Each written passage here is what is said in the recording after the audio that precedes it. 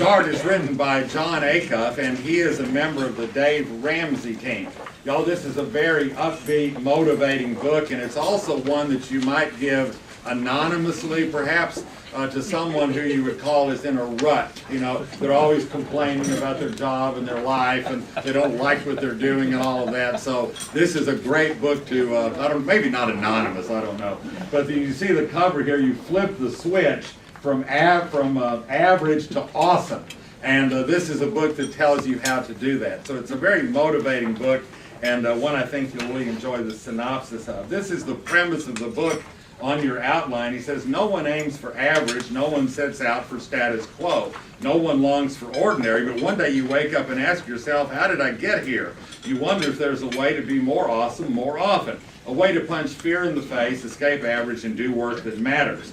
There is, and it's not even that complicated. Since the dawn of time, every wildly successful life has gone through the same 5 stages. They used to be tied to your age. 20s learning, 30s editing, 40 mastering, 50s harvesting, 60s guiding.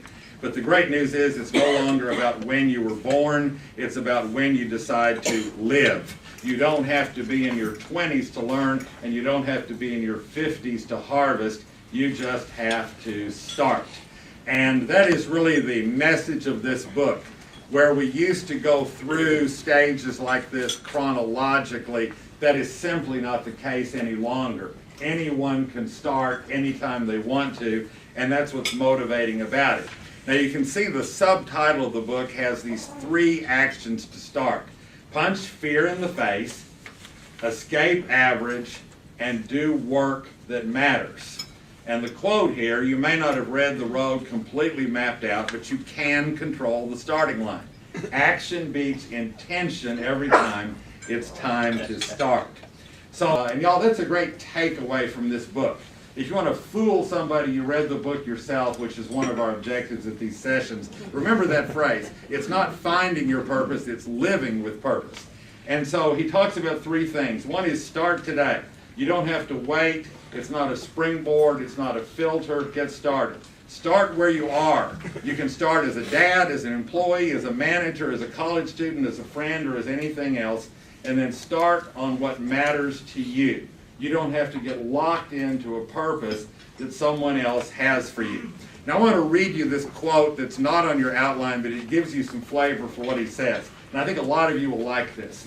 Forget finding a purpose. It's a never-ending story that will leave you empty. Live with purpose instead. Get up and go to work with purpose. Handwrite 3 thank you notes to employees today. Play with your kids with purpose. Apply the same creativity and energy you use for projects at work to your playtime with your kids. Create family goals like walk my kids to school 50 times this year. Love your spouse with purpose. Go on dates.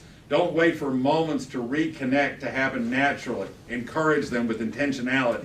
Vacation with purpose.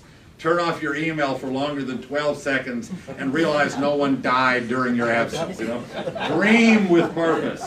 Follow the action steps. Instead of just reading this and putting it on your shelf, do something about it. And one of the great things about this book that I thought was a whole section about how to implement all these things. He doesn't leave you hanging.